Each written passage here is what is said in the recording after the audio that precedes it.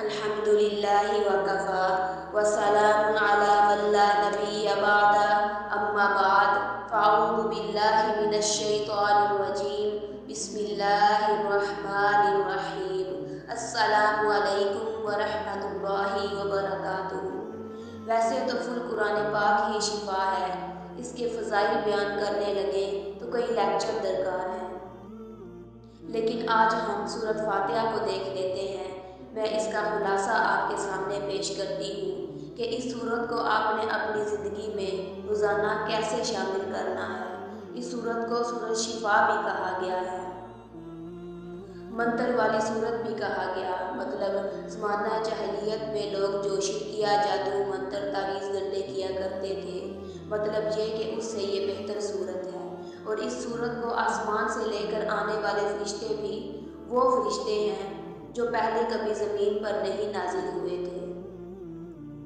ये सूरत बंदे और अल्लाह के दरमियान तकसीम है। इस सूरत के हवाले से एक मशहूर रवायत है जो कि आपके सामने रखती चलूँ और आपको ज़हन नशीन कर लेनी चाहिए कि जब लोग आपको मुझसे पूछते हैं कि शिफा का वजीफ़ा बता दें। अबू सईद खुदरी बयान करते हैं कि एक कबीले के पास हम गए। उनके सरदार को किसी मोज़ी जानवर ने काटा हुआ था, बिच्छू या सांप ने काट लिया था। उन्होंने हमारी मेज़बानी नहीं की। जब किसी मोज़ी जानवर ने उन्हें काटा तो हमारे पास तशरीफ़ लाए कि कोई मंतर अगर आप में से जानता है तो हमें दम कर दे। तो हमने कहा कि हम आपसे मुआवज़ा लेंगे क्योंकि आपने हमारी मेज़बानी नहीं की।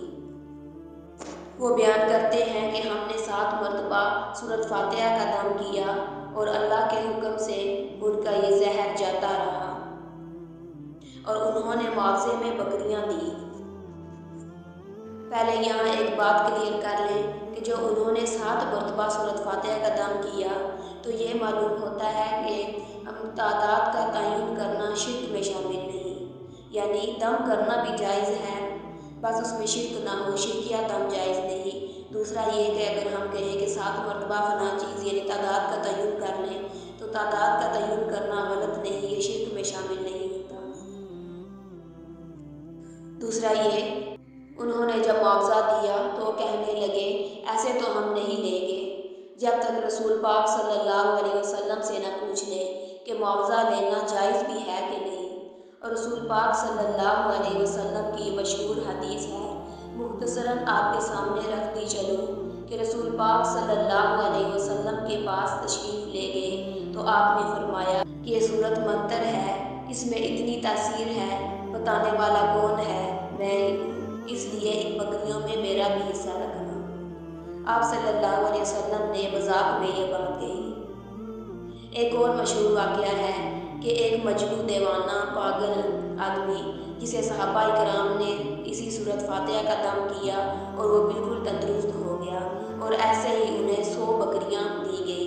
और उन्होंने भी लेने से पहले हज़ूर पाक सल्लल्लाहु अलैहि वसल्लम से पूछा कि हम ले सकते हैं। आपने फरमाया कि वो शिरकिया तावीज़ गंडों से जो लोग तुम कमाते हैं, तुम्हारे लिए तो ये बेहतर है कि तुम अल्लाह के कलाम से किसी को दम करो, उसको शिफा मिल जाए तो मुआवजा ले लो। यहाँ से ये भी मालूम होता है कि हम ऐसे किसी को दम करके हम मुआवजा ले सकते हैं।